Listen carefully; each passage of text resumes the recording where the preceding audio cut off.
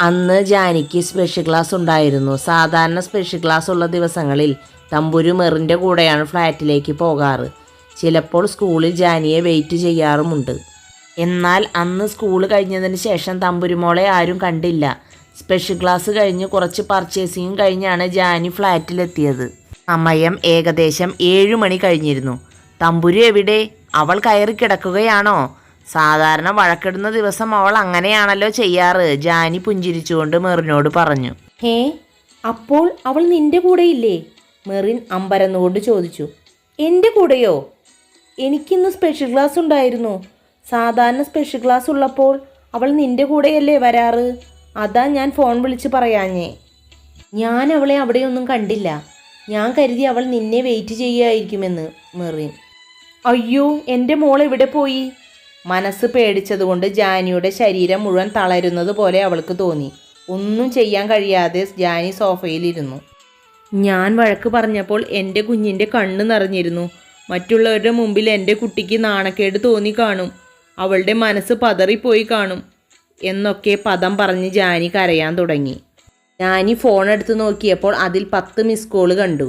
അപ്പോഴാണ് അവൾ ഓർത്തത് ഫോൺ സൈലൻറ്റിലാണ് എന്ന്. വേഗം തന്നെ അവൾ ആ നമ്പറിലേക്ക് തിരിച്ചു വിളിച്ചു. ഹലോ, ജാനകിയാണോ? ഞാനേ JM ഹോസ്പിറ്റലിലെ നേഴ്സാണ്. നിങ്ങളുടെ അനുജത്തി തമ്പുരുവിനെ ഇവിടെ കാഷ്വാലിറ്റിയിൽ അഡ്മിറ്റ് ചെയ്തിട്ടുണ്ട്. അയ്യോ, എൻ്റെ മോൾക്ക് എന്തു പറ്റി എന്ന് പറഞ്ഞ് ജാനി കരയാൻ തുടങ്ങി. അയ്യോ, ഇയാൾ പേടിക്കണ്ട, പ്രത്യേകിച്ചൊന്നും പറ്റിയിട്ടില്ല, ഒന്ന് വീണതാ, നെറ്റി പൊട്ടിയിട്ടുണ്ട്. നേഴ്സ്: നിങ്ങൾ വന്നാൽ ഇപ്പോൾ തന്നെ ഡിസ്ചാർജ് ചെയ്യാം. അപ്പോൾ തന്നെ ജാനിയും മെറിനും കൂടി ഹോസ്പിറ്റലിലേക്ക് പോയി. നെറ്റിയിൽ 2-3 തുന്നലോട് കൂടിയ ഒരു മുറിവുണ്ട്. ജാനിയെ കണ്ടതും അല്പം ദേഷ്യത്തോടെ മുഖം തിരിച്ചു കിടന്നു തമ്പുരു. എന്താ മോളെ സംഭവിച്ചേ? ജാനി പരിഭ്രമത്തോടെ ചോദിച്ചു. അതിനും ഒരു മറുപടിയും പറയാതെ തമ്പുരു കണ്ണടച്ച് കിടന്നു. എന്താ മോളെ നീ ഒന്നും മിണ്ടാത്തേ? നിനക്കെന്താ സംഭവിച്ചേ? പറയൂ മോളെ. ഇത് ചോദിച്ചത് മെറിനായിരുന്നു. ഞാൻ കാലും മടങ്ങി റോട്ടിൽ വീണതാ ചേച്ചി. തലയിടിച്ച് വീണതുകൊണ്ട് അപ്പോൾ തന്നെ ബോധം പോയി. പക്ഷേ ആരൊക്കെയോ ചേർന്ന് എന്നെ ഹോസ്പിറ്റലിൽ എത്തിച്ചു. തമ്പുരു മെറിൻ്റെ മുഖത്തു മാത്രം നോക്കിക്കൊണ്ട് പറഞ്ഞു.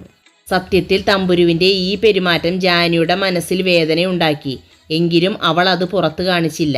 അപ്പോഴാണ് അവിടേക്ക് ഒരു നേഴ്സ് വന്നത്. എന്താ സിസ്റ്റർ എൻ്റെ മോൾക്ക് സംഭവിച്ചത്? ജാനി കരഞ്ഞുകൊണ്ട് നേഴ്സിനോട് ചോദിച്ചു. നിങ്ങൾ ആരാണ്? ഞാൻ തമ്പുരുവിൻ്റെ ചേച്ചിയാണ്. ജാനകി അല്ലേ? അതെ. പേടിക്കാനൊന്നുമില്ല. തലയിടിച്ച് വീണതിൻ്റെ ചെറിയൊരു ബോധക്ഷയം. മുറിവ് അല്പം ആഴത്തിലുള്ളതാണ്. അതുകൊണ്ട് 3 സ്റ്റിച്ച് ഇട്ടിട്ടുണ്ട്. പേടിക്കേണ്ട കാര്യമൊന്നുമില്ല. ഇപ്പോൾ തന്നെ ഡിസ്ചാർജ് ചെയ്യും. അതും പറഞ്ഞ് നേഴ്സ് അവിടെ നിന്നും പോയി. തമ്പുരുമോളെ, നീ എന്നോട് സംസാരിക്കില്ലേ? എന്നോട് പിണക്കാണോ? എത്ര പിണക്കുണ്ടെങ്കിലും എൻ്റെ ഫോൺ നമ്പറും പേരും നീ നേഴ്സിന് പറഞ്ഞു കൊടുത്തില്ലേ?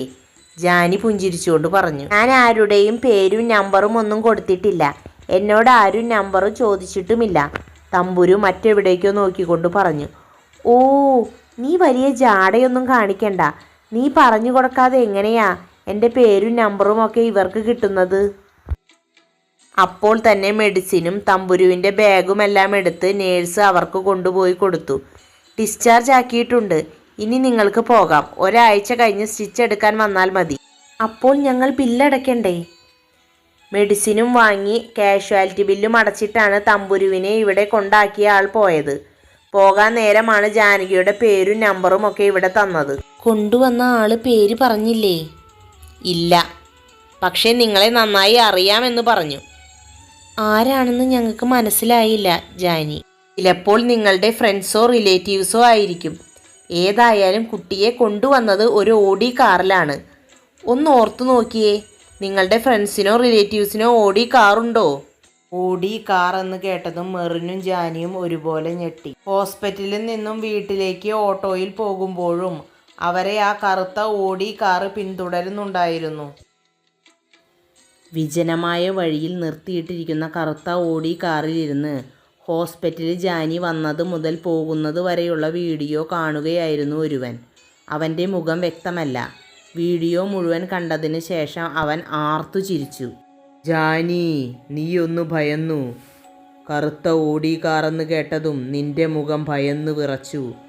സിംഹത്തെ പേടിച്ചോടുന്ന മാൻപേടയെപ്പോലെ നിന്റെ മാൻമിഴികളൊന്നു പിടഞ്ഞു. നിന്റെ ഈ ഭയമാണ് ജാനി എന്നെ ഭ്രാന്ത് പിടിപ്പിക്കുന്നത്. ഭയക്കുമ്പോഴുള്ള നിന്റെ കണ്ണിലെയും ചുണ്ടിലെയും സൗന്ദര്യം എന്നെ മത്തു പിടിപ്പിക്കുന്നു. നീ ഓടി ഓടി തളർന്നു ജാനി. ഇനി എന്നിൽ നിന്നും നിനക്കൊരു മോചനമില്ല. നിനക്ക് മാത്രമല്ല, തമ്പുരുവിനും. നിന്നെയും തമ്പുരുവിനെയും എൻ്റേതു മാത്രമാക്കി മാറ്റും ഞാൻ.